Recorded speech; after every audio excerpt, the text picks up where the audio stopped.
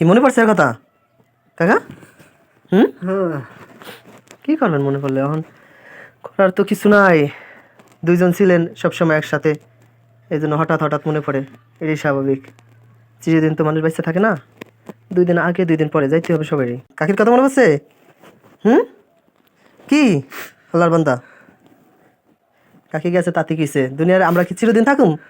একদিন আগে পরে আমরা সবাই যাই মুগা, ঠিক তাই না? হয়তো কাকি আপনার রেখা একদিন আগে গেছে বা কয়েকদিন আগে গেছে, একদিন আপনি তার সাথে মিলিত হবে নেই। দোয়া করি আল্লাহ যেন কাকিকে জান্নাতের সর্বোচ্চ সর্বোচ্চ স্থান দান করে, এবং আপনার মৃত্যুর পরে যেন কাকির সাথে আপনি দেখা করতে পারেন জান্নাতে গিয়ে। আপনি নামাজ পড়ে দোয়া করবেন কাকির জন্য। এই যে জুমায় সবার আগে আসছেন নামাজ পড়ার জন্য, জুমার নামাজ পড়ার জন্য, তো এটা অবশ্যই আল্লাহ আপনাকে একটা উট সদকার সব দান করছে, ঠিক আছে? এই আগে আসছেন, 2 রাকাত নফল নামাজ পড়বেন, পড়ে মনে করেন কাকির জন্য দোয়া করবেন, তাই না? কুল্লু নাফসিন যায়কাতুল মাউত, এই একটা আয়াতের দিকে খেয়াল করেন। আল্লাহ কি বলছে যে প্রতিটি প্রাণীকে কি করতে হবে? মৃত্যু স্বাদ গ্রহণ করতে হবে।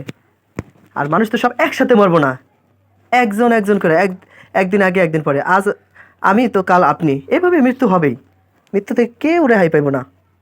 কিন্তু আমাদের পৃথিবীতে কিছু মানুষের অবস্থা দেখলে মনে হয় যে তারা চিরদিন বেঁচে থাকবে, সম্পদ সঞ্চয় করে রাখে, তারপরে এই সেই করে অনেক কিছু করার চেষ্টা করে, মনে করে না যে এইগুলো সব ছেড়ে একদিন আমার চলে যাইতেই হবে, একদিন আমাকে মৃত্যু স্বাদ গ্রহণ করতেই হবে। বুঝতে পারছি? কিন্তু এটাই নির্মম সত্য, বেঁচে থাকার জন্য যতই যা করি না কেন, মৃত্যু অবধারিত, মৃত্যু অবশ্যই আসবে। কান্না করেন না আল্লাহর বান্দা, কেঁদেন না, কান্না করেন না। কাকি তো নামাজ পড়তে মনে হয়, 5 ওয়াক্ত নামাজ পড়তো না? নামাজ পড়তো? নামাজ পড়তে পারতো না নাকি? হ্যাঁ, কেন নামাজ পড়তো না কেন? সমস্যা? ও আচ্ছা আচ্ছা আচ্ছা, যাই হোক, ইচ্ছা করে তো আর নামাজ ছাড়ে নাই, তাই না? এটা অনিচ্ছাকৃতভাবে, অসুস্থতার কারণে। সেই অসুস্থ কাকির আপনি সেবা করছেন, যত্ন করছেন, টানছেন, সে রান্না করতে পারে নাই, অথচ আপনি রান্না বান্না করছেন, তাই না? কাজ করে সারাদিন, ওই রাজমিস্ত্রির কাজ করে দেখা যায়, আবার যখন বিশ্রামের প্রয়োজন দেখা যায়, বিভিন্ন জায়গা থেকে কাজ করে আসছেন, ঘরে এসে বিশ্রাম করবেন, সেই বিশ্রামটুকু ছিল না, তার সেবা যত্ন করছেন।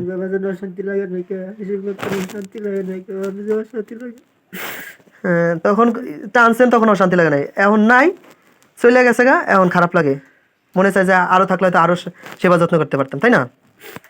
যাই হোক, দোয়া করবেন, দোয়া করা ছাড়া আসলে আমাদের আর তার জন্য কিছু করার নাই।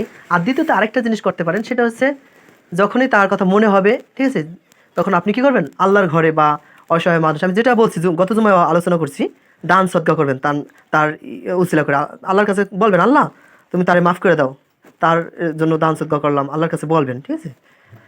মৃত্যুর পরে এটা অবশ্যই গ্রহণ করেন। আর আপনি হয়তো জানেন কিনা জানেন না, একটা হাদিস আছে এরকম যে কোনো স্বামী যদি মন থেকে অন্তর থেকে বলে, আল্লাহ আমার স্ত্রীটা ভালো ছিল, বুঝছেন, আর তাকে তুমি জান্নাত দাও, আল্লাহর কাছে যদি বলে, তাহলে আল্লাহ কিন্তু তাকে এটা কবুল করে।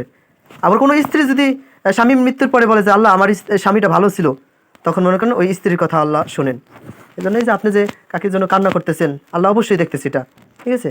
অবশ্যই আল্লাহ কবর জীবনের কাকিকে ভালো রাখবেন, দোয়া করি তার জন্য, আল্লাহ যেন তাকে জান্নাতের সর্বোচ্চ মেহমান হিসেবে গ্রহণ করেন, আমিন। কান্না করেন না, নামাজ পড়বেন, সবসময় নামাজ পড়ে দোয়া করবেন তার জন্য।